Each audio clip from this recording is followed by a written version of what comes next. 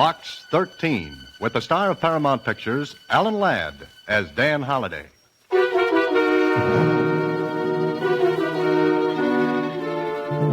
To Box 13, care of Star Times. Dear Dan, if this is the way you want it, okay.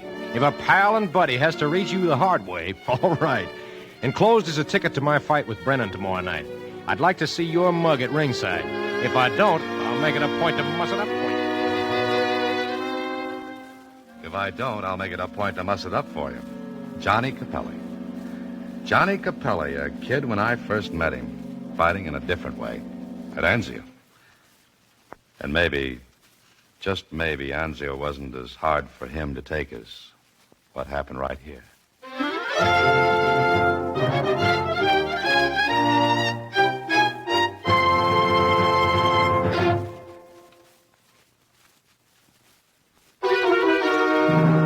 And now, back to Box 13 and Dan Holliday's newest adventure, Double Right Cross.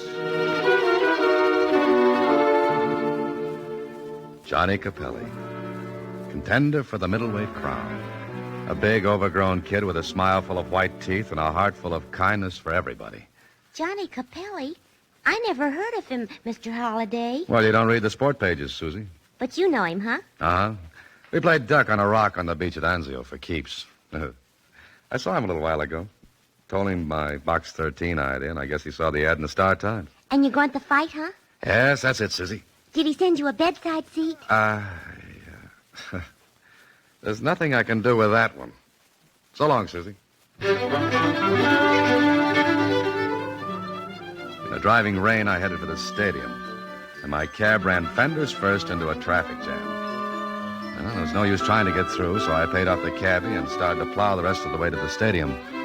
I looked at my watch 2 minutes after 10. The first round of the fight was underway. By the time I hit ringside, people were already on their feet leaving. And there was booing and talk. Capelli knocked out. Capelli acted like a fourth-rater. Johnny Capelli laid down. I pushed my way back to the dressing rooms with a little knot of people around one door, and a girl was rattling the knob and calling, Johnny, please open the door. Johnny. What's the matter? What's going on? Who are you? Reporter, beat it. No, I'm a friend of Johnny's. Who are you? His manager. I was, but not after tonight. He loses one fight and you're quitting. Yeah, like he did. When he comes out of there, tell him he can take this contract and tell him. You're Helen, aren't you? Yes. Please go away. Johnny can't see any reporters now. Please go, will you? I looked at her. So this was Helen. The girl Johnny dreamed about, talked about, raved about, then talked some more about. All the while he and I were trying to miss the casualty list in Italy. The girl he sent a diamond brooch bought with a year's pay he hoarded like a miser. Well, if looks counted, she was worth it. She rattled the knob again and... Please, Johnny, it's Helen. Johnny. May I try? Johnny! Johnny, this is Dan. Dan Holliday. Dan Holliday. Oh, yes, you recognize the name? Oh, yes, Johnny spoke of you. He said that... What's the matter with Johnny? He won't come out, Holliday. Oh? Who are you? Helen's brother. You see if you can get Johnny out of there, Holliday. Johnny? Johnny Capelli. It's Dan, Johnny. Is there any other way out of this dressing room? Yeah, the window. This is the ground floor. He could have got out of the window. Look, both of you, Helen and... Name's Eddie. Yeah, all right, Eddie. Get somebody with a key to open this door. Go ahead, Eddie. Step on it. Okay, be back in a minute. Now, what's all this about, Helen? No, I don't know. As soon as the fight was over, he came... He was conscious? Yes, he walked, but we got the door here, and he broke ahead of me and ran in and locked the door, and I... All right, Helen. All right. Now, take it easy. We'll find out what's happened.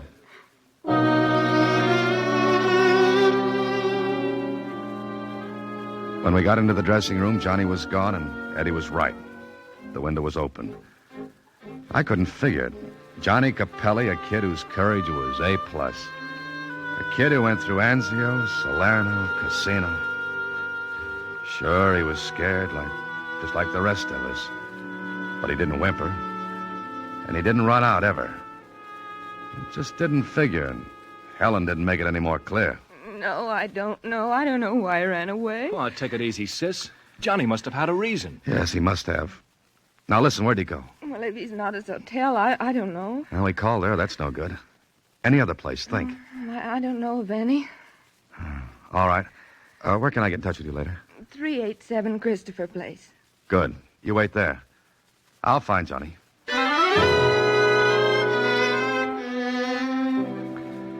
It was tough, but I finally tracked down a cab driver who remembered picking up a man back at the stadium. Seemed, well, drunk, he said. Took him to a little hotel on the other side of town. It could be Johnny, so I went there and... Go away. Johnny? Get out. Listen to me, Johnny. This is Dan. Dan Holliday. Dan? Yeah, let me in, Johnny. No, go away. Just go away, will you? What are you trying to do, Johnny? Nothing. Please, will you go away? Look, kid, let me in or I'll break in.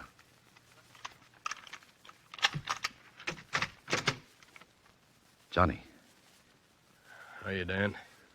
where's the light? Don't turn it on. Don't, Dan. Okay, Johnny. No light. Close the door. Why'd you come? Why do you think? Listen, nobody else knows where I am, do they? No, nobody. Helen? No. Where is she? Home, waiting for me to call her. But you're not going to. What's the matter, Johnny? Dan, I'm sick. What do you mean? I don't know. Look, Dan, it was swell of you to come. There's nobody I'd want to see any more than you, but not now, Dan. Some other time, but not tonight. You're going to tell me what's wrong, Johnny. All right.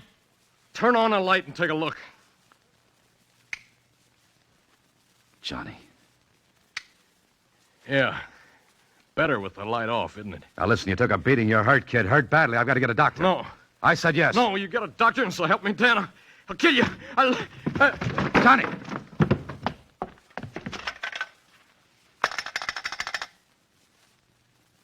Hello, desk clerk. Listen, get a doctor to room 10 right away. And that means right now.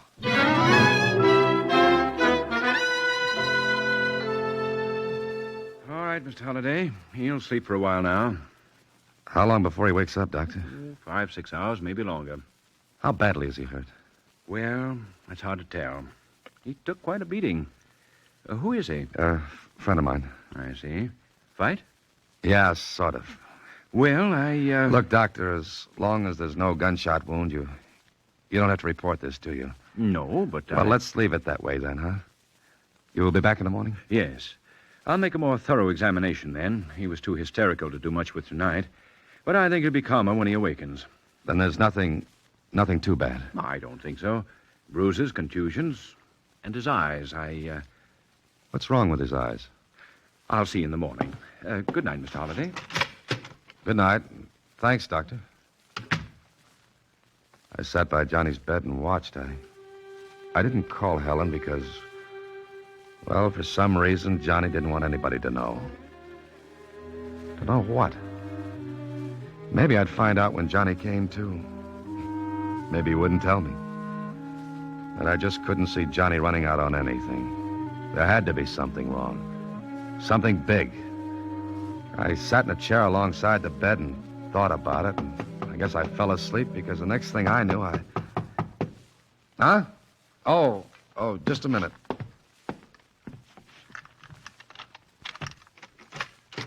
Good morning. Good morning, Doctor. Is he still sleeping? Yeah. Maybe for another hour or so. But I'll wait. Thanks. He'll be all right? Well, I'd like to ask him a few questions when he awakens. I don't think there's anything seriously wrong, but, well, I'll wait. What are you getting at? I don't know. You'll have to wait, too. Okay. Meanwhile, I'll go out and get some coffee. You can use some, too, can't you? Yes, thanks. I'll be right back. I thought I'd be right back. But when I got down to the street, something changed my plans.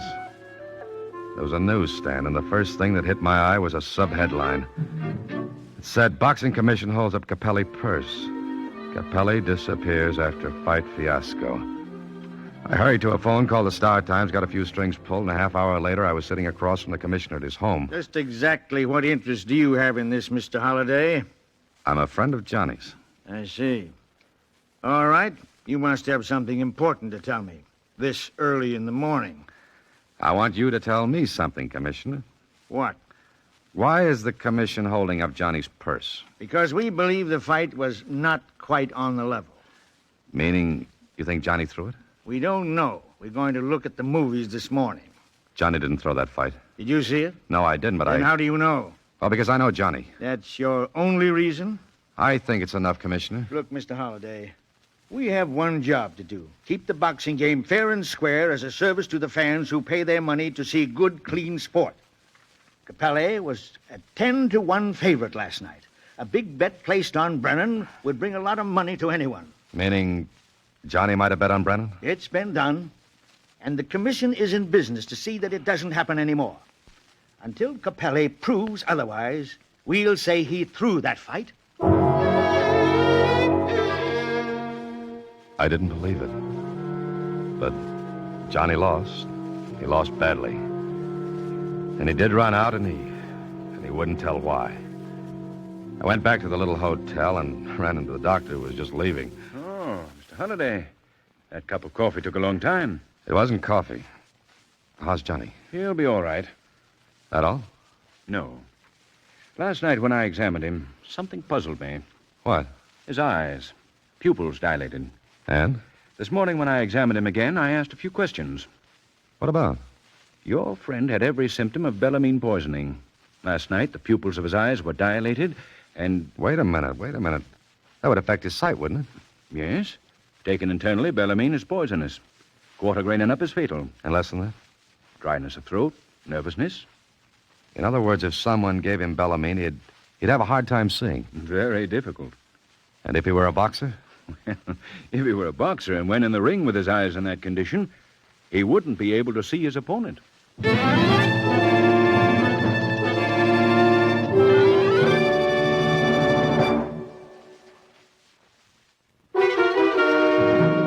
Now back to Box 13 and Double Right Cross with Alan Ladd as Dan Holliday.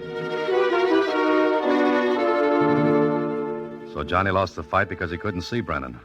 But why did he run out? Why didn't he want anyone to see him? I thought I was going blind, Dan. Brennan was just a shadow that was beating me. Why didn't you quit? Why didn't you say something? Because I Johnny? didn't want anybody to know. If it was going to be that way, I'd take it alone. Noble, huh? Look, Dan, I waited a long time for that fight. It meant a crack at the title. Helen waited with me. If I was going blind, I wasn't going to let her know and stick with me. Sure. A kid like you would think that way. Now listen to me, Johnny. Somebody fed you the stuff to impair your sight. Somebody who wanted you to lose that fight. Who? You're crazy, Dan. What did you eat yesterday? Eat the day of the fight? Nothing. Just a little breakfast. And the rest of the day? Nothing. Liquids? Water? Milk? Of course not. No fighter fills himself up with liquids. Makes him logy, heavy on his feet. But, Johnny, the bellamine had to be given to you just before you went into the ring. Any earlier in the day, and the effect would have worn off before the fight. Look, why don't you lay off, Dan? I'm telling you, I didn't eat anything or drink anything, not for hours before the fight. But you had to. No, I know what I did. Look, maybe it was my eyes. Maybe it is what I thought. I got hit in Italy, Dan. Maybe... It's not that. The doctor knows what he's talking about, Johnny. Somebody fed you that stuff. Who? You tell me. Nobody. I didn't eat, drink. Do I have to go over all that again? No, but I am. You wait here, Johnny.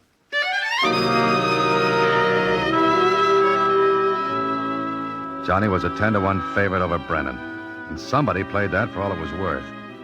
And it looked like it was worth a lot of money if the bet was big enough. A little while later, I was talking to Brennan. You're crazy, Holliday. Maybe the guy wasn't in shape. Look, Brennan, Johnny was in condition. So you're telling me that somebody doped him? Meaning me? No, I'm just asking. And I'm telling. I got 120 fights on a clean sheet. None of them was shady. I don't play that way. I'm not saying that. I'm only trying to find out who could have given Johnny that drug. Well, I wasn't near his dressing room. I didn't even see him after we weighed in that afternoon. All right, it had to be in his food. Food? No fighter's going to eat right before a match. Or drink water? He just rinses his mouth, that's all. What else, Brennan? If he's training right, nothing else. But if he gets thirsty... I told you, he just rinses his mouth. He drinks water, it makes him heavy. That's why a fighter chews gum all day. It gives him a moist... Gum? Yeah, gum. Why? Gum. That's it, Brennan. That's it. Sure, I chewed gum all day. Before the fight in your dressing room? I must have been chewing gum. I remember that... Go ahead, Johnny. What were you going to say? Nothing. Yes, you were. No, I wasn't. Look, there's only one way the drug could have been given to you. Now, you've got to think who gave you gum just before you went in that ring. I didn't have any. Johnny, what are you hiding? Nothing. You were going to say something a second ago. Did Baker, your manager, give you... No. Who else was with you? Just Baker. Where was Helen? Shut up, Dan. Did she give you any gum? Forget the whole thing. I'm going blind, that's all. Oh, you're not. Beat it. Helen gave you that gum. She was in your dressing room before the fight, wasn't she? Cut it out, Dan. That's why you shut up before you remembered. And the chewing gum was the only way the drug could be given to you. Because you didn't eat, you didn't drink water, or anything else before you went in that ring. But maybe 15 minutes before, Helen handed you the gum, didn't she? Shut up, Dan. Shut up and forget the whole thing. Come on, Johnny. She gave you the gum, didn't she? Didn't she?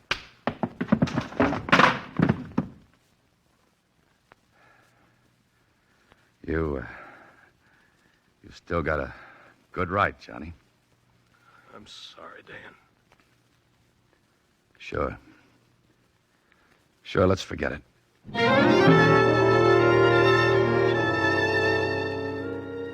But I didn't want to forget it. I left Johnny and went to see Baker, his manager. I didn't tell him what I'd found out. I just listened. Sure, I brought the kid up from the ham and egg prelims. But after last night, we're washed up. Johnny was a 10-1 favorite, wasn't he? Yeah, a match with the champ next. Did you bet on Johnny? I never bet. Even if you thought Johnny was going to win? What are you driving at? At somebody who stood to make a killing if Johnny lost. You're asking for a cloud holiday? I just had one. What about Helen? What about her? All right, Baker, here are the cards. Johnny went in the ring last night, a sure bet to lose. What? Yeah, that's right. He was drugged. He couldn't see Brennan from the first bell until he was counted out. He was fighting on instinct and courage. Listen, what are you giving me? There was nobody in his dressing room but me And Helen? Yeah, Now, what about her? nothing. Except once I walk in on the two of them and, well, they was having a fight. What about? They clammed up when I walked in, but I heard something about a brooch. Brooch? Diamond brooch? The one Johnny sent her from Italy? Maybe. All I know is what I said. That's enough. Thanks, Baker. Maybe you'll have a champ on your hands yet. The next stop was to see Helen. I wasn't sure how to handle this. And all I had to go on was the fact that Johnny was covering for her. Why? And they'd had a fight over that brooch. Again, why? So the big question was, did she or did she not double-cross Johnny? Her first words to me were... Dan, you found Johnny. Maybe. Maybe, but what do you mean? Sit down, Helen. What's the matter? Is he all right? He'll be all right. He's in a little hotel. Well, then take me there. I want to see him, Dan. Maybe he doesn't want to see you. What? Johnny, now, did he say that? No? Well, what are you doing? Why don't you take me to him? Why are you talking like this, Dan? How much did you win on the fight, Helen? What do you mean? I watched her face closely after I asked that. Either she was the new Sarah Bernhardt or she was in the clear. For a couple of seconds, she stared at me, and then... That's a filthy thing to say. Yes, I know, but I've got something to find out. And what did you hope to find out by asking me that? I hope to find out who made a killing on the fight by making Johnny a setup for Brennan. He was 10-1. Good odds for somebody who'd lay a good-sized bet on Brennan. You mean you think I'd bet against Johnny? Did you? That's not worth answering. All right, look. Johnny was knocked out because he was drugged. He couldn't see.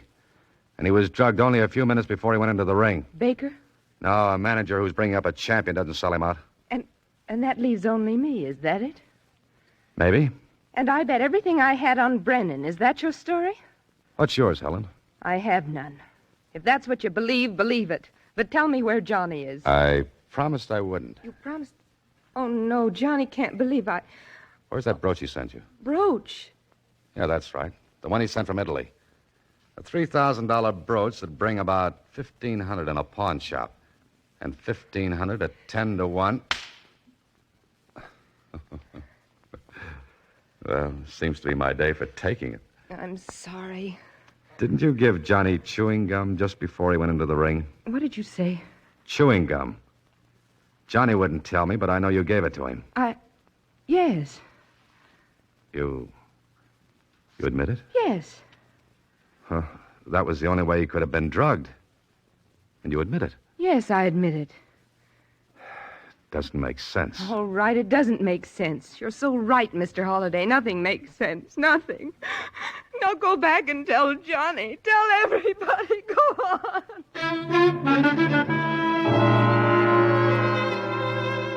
Well, this I couldn't get. Two of them. Johnny and Helen knowing it must have been the gum and Johnny not wanting to tell me. Then Helen coming right out and saying she gave it to him. Okay, there was one answer, and I hunted for it in the shape of that brooch. I called Lieutenant Kling at headquarters and got him to do me a favor. It took almost the rest of the day, but late that afternoon. Brooch? Yes, the police called, but I assure you I did not receive stolen goods in my shop. The police know that I Sure, don't you're in handle the that- clear. Now, don't worry. Has the brooch been redeemed yet? No. Look, all I want to see is a slip and who signed the brooch in. Well, here, I have it ready. I thought it would be the police who would come. It's right here. Here you are. There's no mistake about this. Oh, no. I let him have $1,000 on it. 1,000? And you're sure? Yes. There's where he signed his name, John Capelli. No, that couldn't be right. Unless Johnny was afraid he couldn't make a fake fight look good and wanted to make sure. But where did Helen figure? And why? Why? Then it hit me. Johnny protects Helen. Helen admits she did it. It made so little sense it began to clear. I checked with betting agents and found one who took a bet on Brennan, a bet of $1,000 at 10-1. He remembered who placed the bet, so... Well, that gave me one more call to make. Back, I went to Helen's apartment.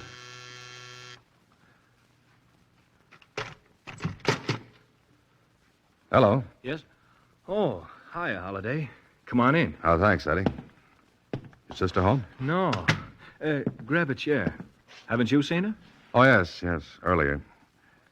But aren't you going to ask me about Johnny? Oh, sure. Where is he? I know. Well, what about him? I mean, he's okay, huh?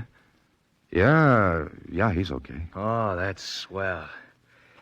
You know, Holiday, I couldn't figure a guy like Johnny doing something like that. No, neither could I, Eddie. That's why I knew he didn't. What? Here, Eddie, have a stick of gum. Oh, no, I never use it. Good for the nerves. Yeah, that's what they say. Well, that's what you come to see me about, huh? Maybe. You like to gamble, don't you, Eddie? Gamble? Oh, sometimes. Why? Ever get in so deep you had to steal to make yourself even? What kind of a crack is that? Oh, a nasty one. Just as nasty as stealing your sister's brooch. What did she tell you? Nothing. But she had a fight with Johnny. Maybe he noticed she didn't have the brooch. Asked her about it.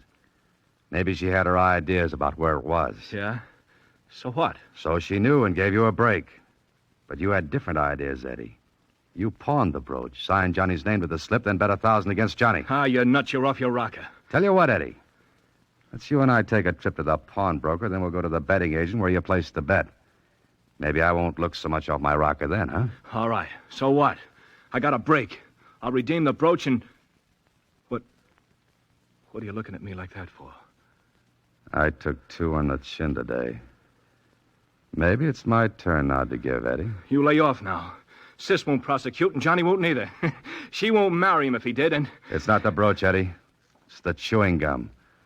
The gum you gave your sister to give Johnny. The drug gum to ensure your bet. You can't prove nothing. You can't. Eddie, you and I are going to the boxing commission, and you're going to talk. No, I ain't.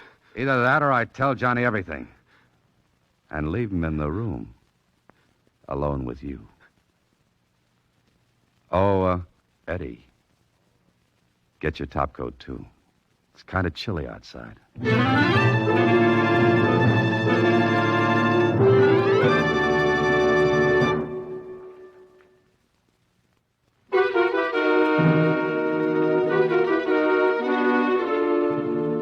Well, Susie, as they say in the books, all's well that ends well. Gee, it's so romantic. Johnny and Helen getting married, Johnny getting another crack at the championship, and I... What's the matter? What's the matter, Mr. Holliday? Oh, Susie, my jaw is really sore. Johnny hung a nice right cross on me. What's a right cross? Huh? Well, it's, here, look, put up your hands. This way? Yeah. Mm-hmm. Now, look, I lead with my left like this, and you... Like that? Oh, I'm sorry. Mr. Holliday. Mr. Holliday, Oh, good night, Mr. Holliday. Next week, same time, Alan Ladd stars as Dan Holliday in Box 13.